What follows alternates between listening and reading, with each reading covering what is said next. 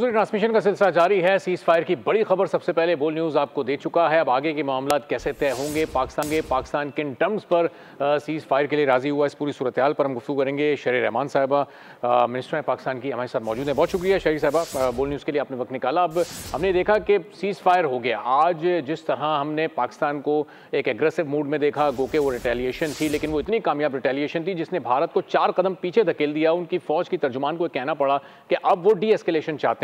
तो अब क्या लग रहा है आपको, ये किन टर्म्स पर पाकिस्तान इस सीज फायर पर राजी हुआ है? देखिए, इस वक्त टर्म्स की तो बात नहीं हो रही, हो ही रहा है कि हमने एक 3 दिन की जंग को किस तरह हम सुरखरू हुए उससे, ये बहुत अहम बात है। और पहले तो हम सब मुबारकबाद दें अपनी कौमी क़यादत को, जिसमें प्राइम मिनिस्टर शहबाज शरीफ ज़रूर सबसे लीड में हैं, चेयरमैन बिलावल भुट्टो ज़रदारी जिन्होंने इंटरनेशनल महाज संभाला सिंगल हैंडेडली, आप सब ने देखा, प्रेसिडेंट ज़रदारी, और फिर ऑफ कोर्स हमारे मुसल्लह अफवाज और उनकी सिपहसलार जनरल आसिम मुनीर, सारे के सारे सब ने टीम एफर्ट, बहुत लोग उसमें और इन्वॉल्व हैं, सब ने टीम एफर्ट करके ये 3 दिन जिस तरह हमने पाकिस्तान की इज्जत और सुरखरू को बरकरार रखा है, मैं समझती हूँ पाकिस्तान की इज्जत और वक़ार को बरकरार रखा है, सब सुरखरू हुए हैं। और बहुत अहम बात है कि ना सिर्फ पैगाम मिला है हिंदुस्तान को कि पाकिस्तान की कन्वेंशनल डिटरेंस कैपेसिटी जो है वो उनकी तवक्कुआत से बहुत आगे है, उनकी असेसमेंट से बहुत आगे है।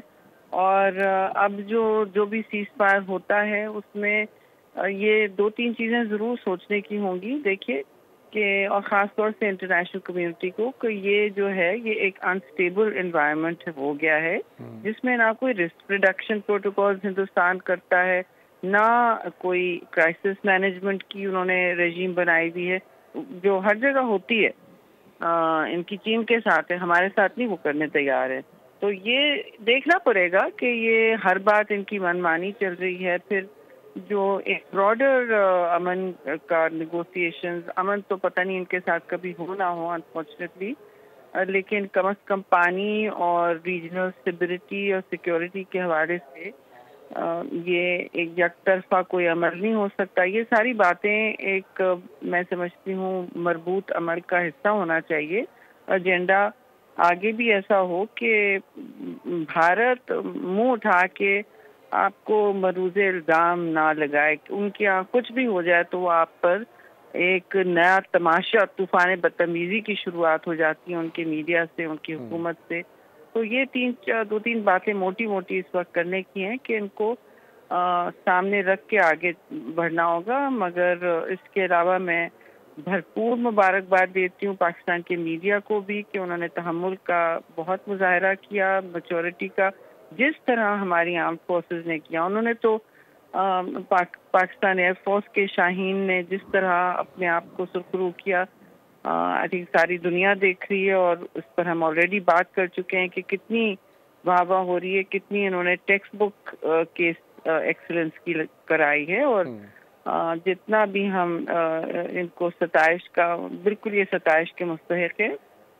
और सारी हमारी आर्म्ड फोर्सेस सब सरहदों पे चौकन्ना थे, और इन्हीं की वजह से आज हम इस पोजीशन में हैं कि इज्जतदार सीज फायर हुआ है। और शहीद साहब, आपने कहा कि आइंदा कोई वाक़या ऐसा ना हो। एक सवाल अगर और आप जवाब दे सकें कि पहलगाम वाक़ये की शफाफ और आज़ादाना तहकीकात इसमें कितना अहम रोल प्ले कर सकती हैं कि नेक्स्ट टाइम कोई इस तरह का गलत इल्ज़ाम ना लगाया जाए पाकिस्तान पर? ये अहम बात आपने की कि ये पहलगाम पर शफाफ और हम जो ऑफर किया है न्यूट्रल तहकीकात का, ये ज़रूर इसका हिस्सा होना चाहिए। ना ये रिपीट हो इस तरह की तमाशा, और ना ये सवालिया निशान रह जाए पाकिस्तान के इंटेंशंस पर या पाकिस्तान के अमल पर। ये ज़रूरी है जी। ठीक है, बहुत बहुत शुक्रिया। सब्सक्राइब करें और बेल दबाएं ताकि कोई खबर रह न जाए।